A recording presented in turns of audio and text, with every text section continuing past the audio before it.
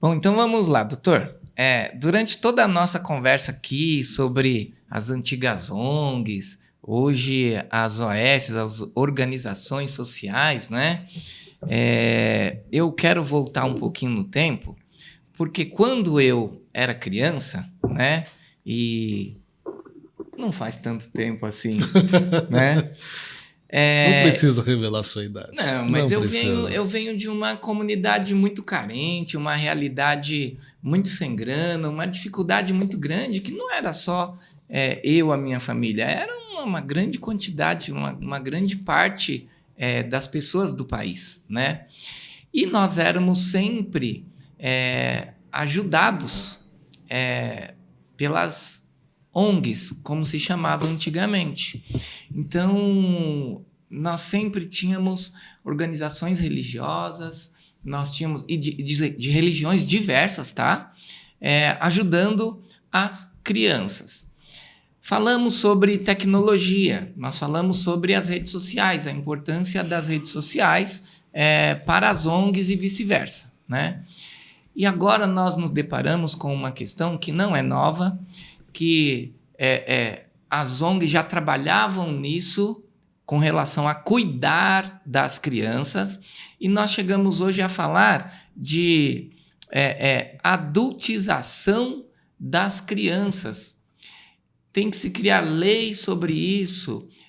A internet trouxe isso, mais precisamente um influenciador, né? Dias atrás, né? Exatamente. Aí ele abre as cartas e mostra tudo, exatamente.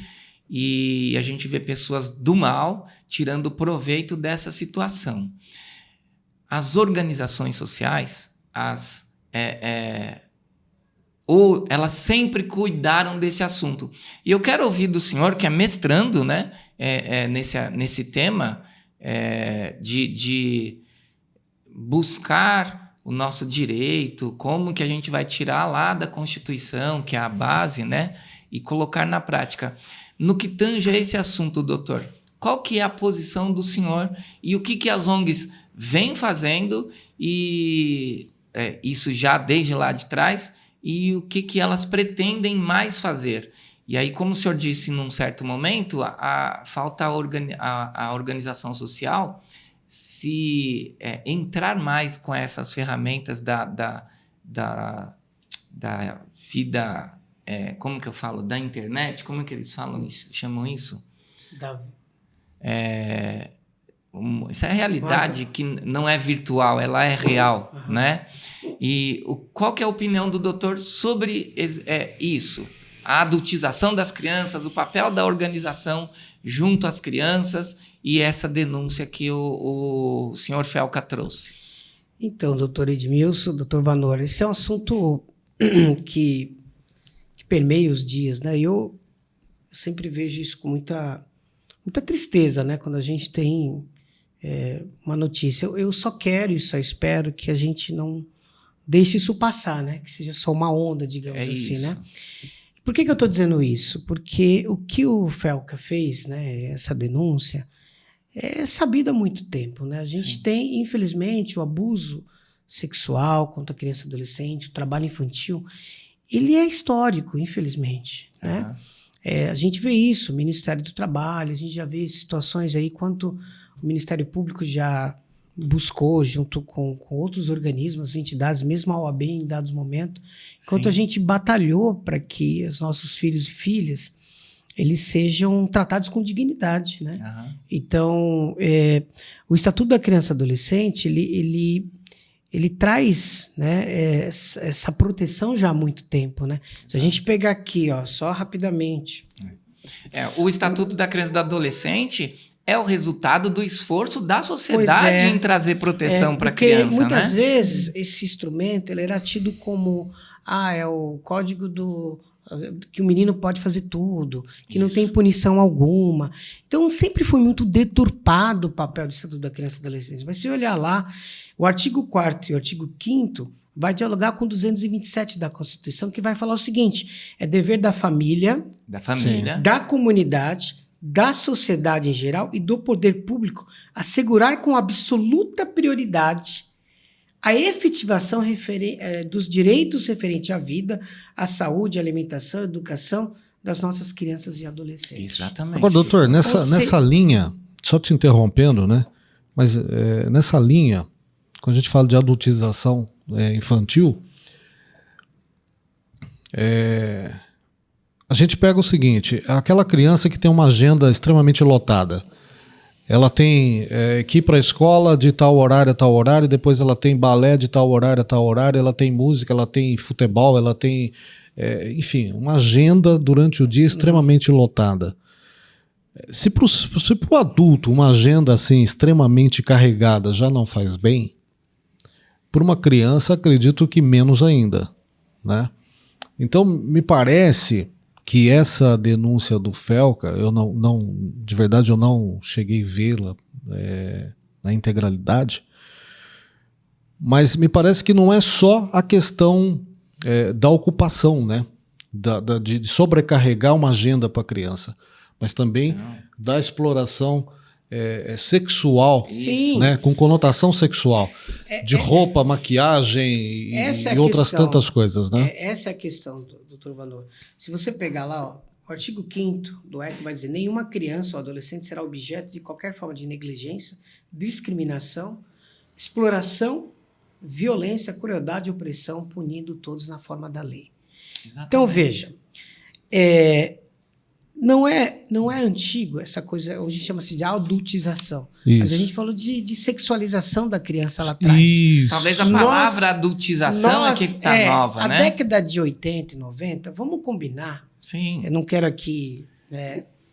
mas nós tivemos várias músicas que levavam... Erotizando, inclusive. Isso, erotizando, né?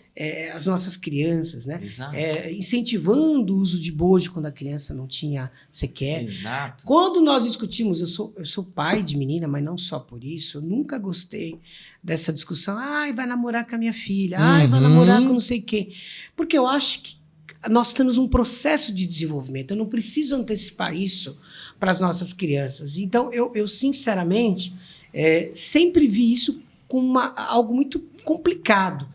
Porque o outro lado nunca vai ver, às vezes, só com uma questão que bonitinho, que legal, não. Mas sempre com um olhar tendencioso. Sem dúvida. Então, muitas vezes, assim como a questão heteronormativa que nós comentamos também nos bastidores, ou seja, em que o predomínio do homem, do ser masculino, em detrimento da mulher é grande, e ela é vista como objeto, então você tem piada, você tem música, você tem uma série de coisas que autorizam, entre aspas, o homem a ver a mulher simplesmente como objeto. A mesma coisa ocorre em muito tempo com relação às nossas crianças e adolescentes. São vistas como os objetos que o ECA vai dizer que não, são sujeitos de direitos. Exato. E, portanto, devem ser defendidas porque elas têm um processo ainda. Por mais que eu sou uma estatura baixa, a gente vê um menino com 13, 14 anos com mais de 1,60 m e 70 m. Com certeza. Mas isso não significa que ainda o processo de desenvolvimento dele já se firmou. Por mais que ele possa andar, por mais que ele saiba falar, por mais que muitas vezes ele dá a impressão que o menino, nossa, não, é um processo de desenvolvimento. E por que eu estou dizendo tudo isso?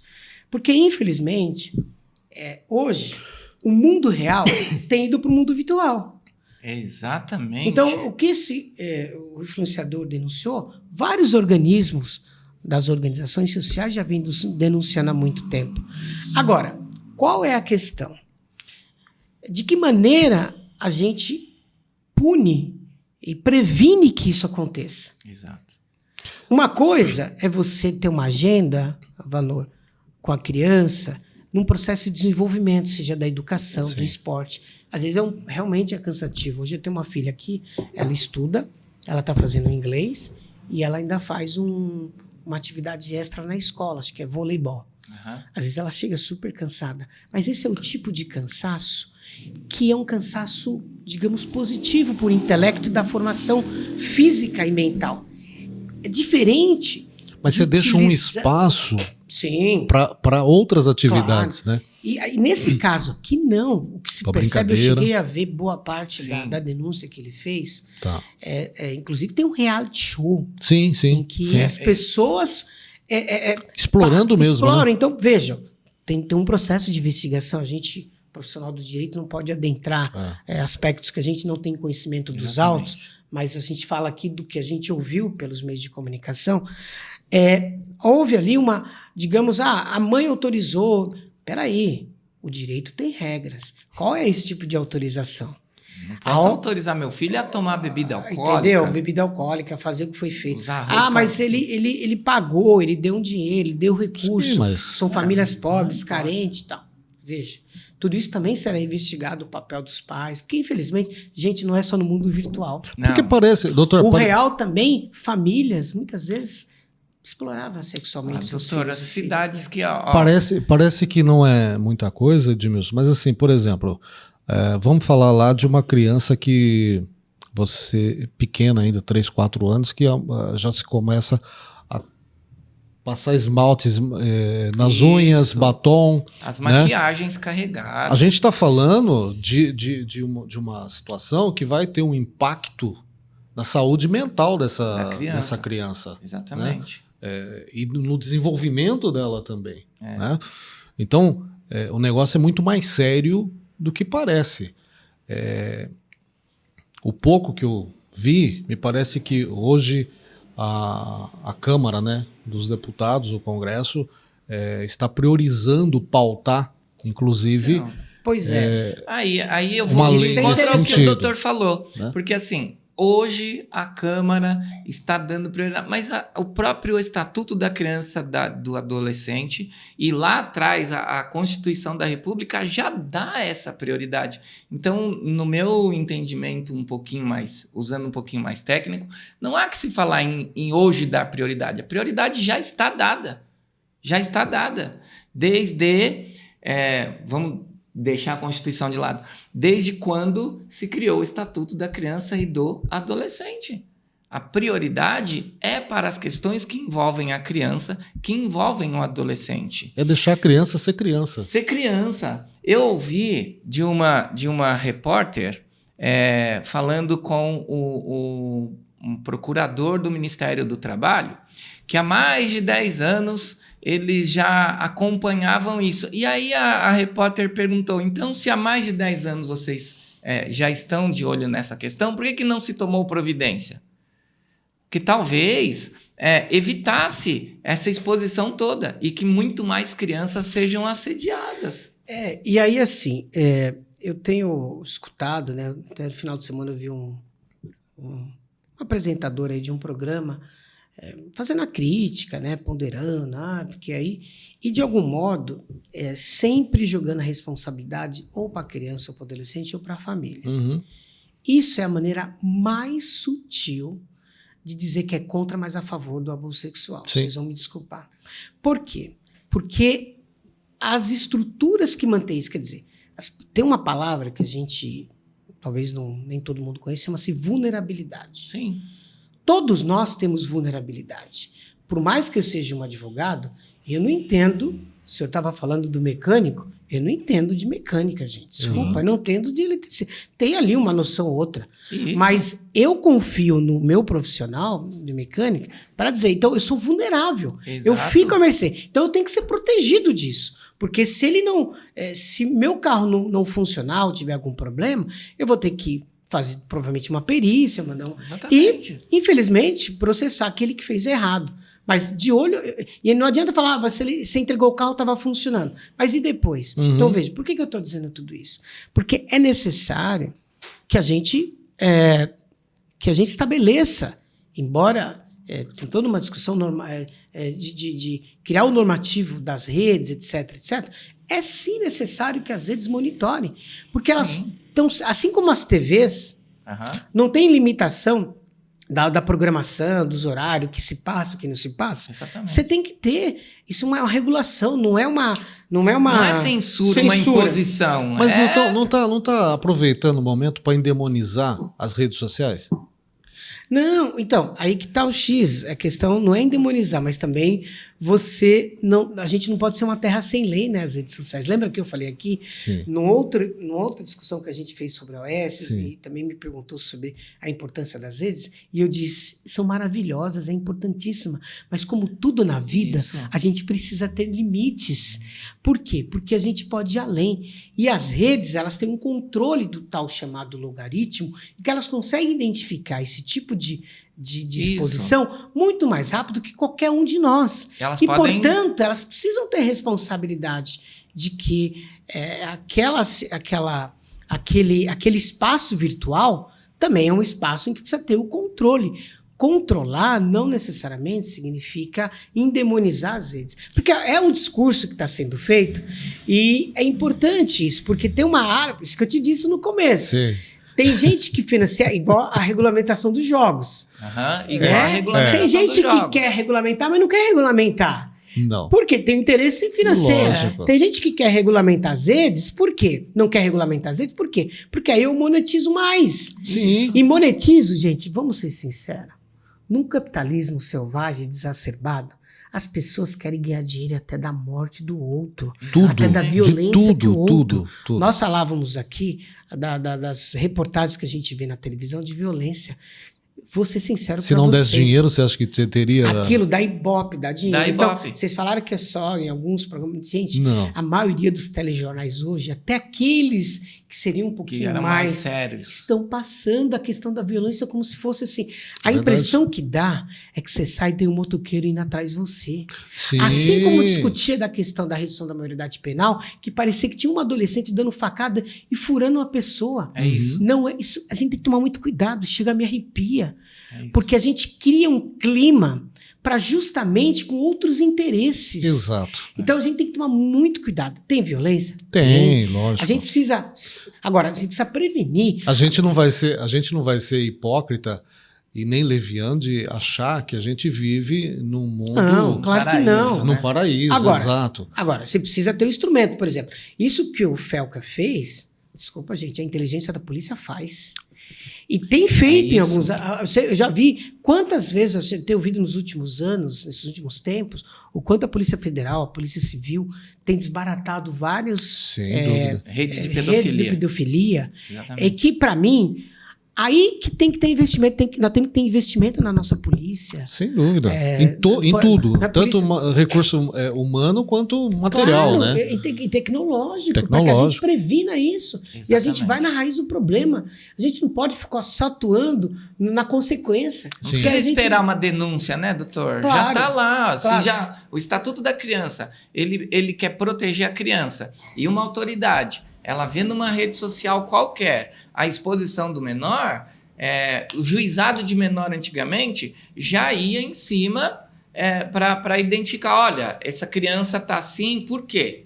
Quem autorizou? E vai buscar responsabilizar, Pois é. né? E aí tem um assunto, gente, que assim, que a gente, às vezes a sociedade nossa, e com todo respeito, mas muitas vezes a gente é muito hipócrita em algumas coisas. Deixa eu gente só corrigir uma coisa, eu falei juizado de menor, porque a gente é das antigas, né? Hoje não não. fala mais juizado de menor.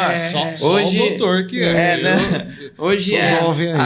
a vara da infância e da Da juventude, aí é nós temos nossos conselheiros tutelares, nós temos nossos juízes e a equipe do direito toda especializada. Então, só para ninguém que está assistindo falar, nossa, do que ele está falando? Isso daí, nunca ouvi falar. Verdade, é porque é das antigas, né? Perdão, doutor. Então, não, era isso. Acho que dizer que a gente precisa trabalhar com essa questão do caráter preventivo, né? Por exemplo, nós vamos ter essa votação. Então, assim, como que eu não crio, já que precisa ter, como que eu não crio um normativo lá que determine que as redes, a hora que ela vê aquilo, ela retira. Quer dizer, por que eu não posso? Ah, mas eu tô lindo, pelo amor de Deus, gente. Então, tá tudo bem. Então, se eu colocar a exposição de um corpo nu, qualquer adulto, tá tudo bem na rede, na rua eu não posso. Sim.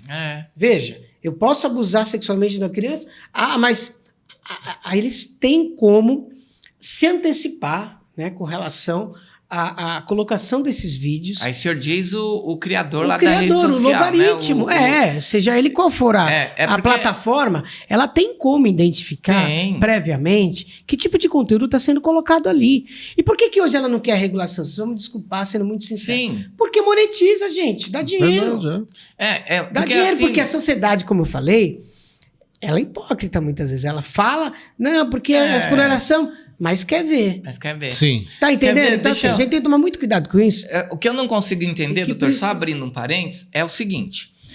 De fato, a Meta, por exemplo, ela tem essa ferramenta para controlar e para dizer, opa, isso aqui não pode, isso daqui fere as regras daquele país, enfim. Prova disso. Se aqui no nosso podcast, Vanor, Sim. a gente colocar uma música que tenha direito autoral, nada do que a gente está falando Não vai vai. pro ar. Porque eles vão cortar por conta do direito autoral daquela música. Então, Tá eles vendo? têm Olha como aí monitorar. quando tem um interesse econômico, uma grande indústria, Isso. tudo bem. Mas quando é uma criança ou adolescente sendo A criança abusada, seminua. aí você não tem como. Aí eu tô tolindo o direito de manifestação. Isso daqui é uma censura. Pera lá, gente. Então, a gente ouvir Então, a nossa música perfeito, predileta doutor, não é perfeito. uma censura também? Perfeito, perfeito. Então é isso. Acho que não cabe. Eu espero que os deputados, mesmo os deputados, seja de direita, de esquerda, eu acho que todos aqueles que de verdade defendem as nossas crianças, os nossos adolescentes, que não querem que eles sejam abusados, eu não tenho dúvida que terão que ajudar a. Pode até melhorar. Eu não li o projeto de lei Isso. ainda, mas me parece que o projeto de lei ele prevê essa possibilidade do controle que as redes deverão ter, né? Para que E é fato, tem que ter. tem que ter. Então, por exemplo, todo mundo fala do STF. Por que o STF tem se alvorado em algumas discussões? Olha, se você não tem aquela instituição que é o parlamento para legislar a respeito, muitas vezes, por lacuna, você vai se socorrer através de uma medida judicial que acaba se tornando, né, uma jurisprudência para se tornando lei. Não é o ideal. O ideal é que você tenha uma construção legislativa. Eu espero que esse projeto O que de falta lei possa ser entendimento aprovado. do povo com relação aos nossos magistrados, incluindo o STF, é que eles ficam inertes, alguém tem que impulsioná-los. Pois é. Tudo que acontece lá foi por impulso de alguém. Então, se alguém foi condenado é porque alguém impulsionou. Se alguém foi absolvido é porque alguém impulsionou. Pois é. E há um grande prejuízo hoje, e a maioria dos magistrados no Brasil entende isso, que ele aparecer dizendo que ele deu a sentença favorável ou negativa, traz a exposição única e exclusiva dele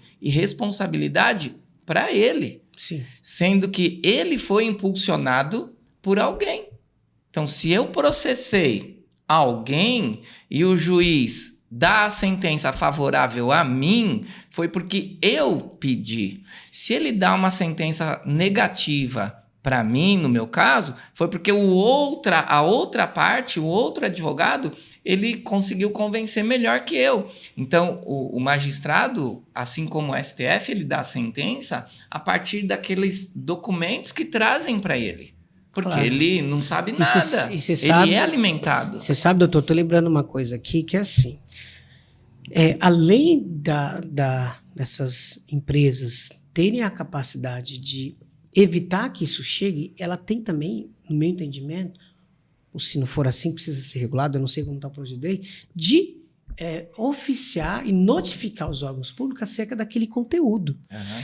Hoje, não sei se os doutores sabem, mas, por exemplo, quando alguém chega com um determinado tipo de hematomas dentro do hospital, Sim. o médico... Ele é obrigado, né? Porque nós estudamos medicina legal, talvez eu não sou especialista em medicina legal, mas a gente lembra que o corpo fala.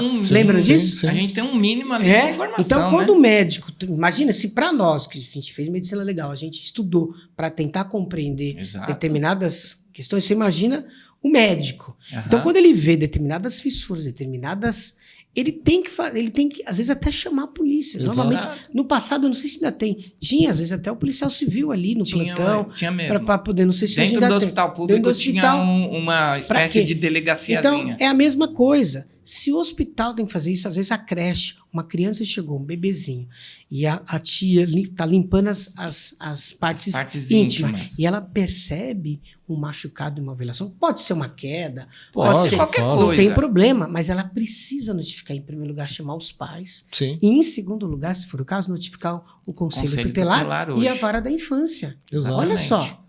Para quê? Para apurar se aquilo não tem a ver com uma violência. Então, se nós no mundo real temos que fazer isso, ora bolas, o mundo Por que virtual, que o virtual não precisa, não né? precisa. É isso. Então, não se trata aí, doutor, sei da provocação que o doutor fez aqui, com a relação de demonizar as redes, até porque eu sou entusiasta delas, acho maravilhoso, né? Cada vez mais a inteligência artificial. Não, tem que prosperar, sim. Quanto mais a gente vê, eu sou entusiasta dessa meninada nova que traz pra gente as facilidades Tá aqui, e nosso a inclusão técnico o aqui, garoto. ó. É. Então, eu não sou contra isso, mas eu sempre fui contra aquilo que fere a dignidade da pessoa humana, aquilo que fere a dignidade de uma criança, de um adolescente, de uma mulher, de qualquer pessoa. Então, portanto, eu entendo que aqueles que de fato defendem esses direitos, esses princípios, eu vou dizer, né? Que são princípios da dignidade da pessoa humana, não tem por que não votar a regulação das redes, porque ela não é uma censura, e sim, é realmente algo de interesse público, interesse de todos nós.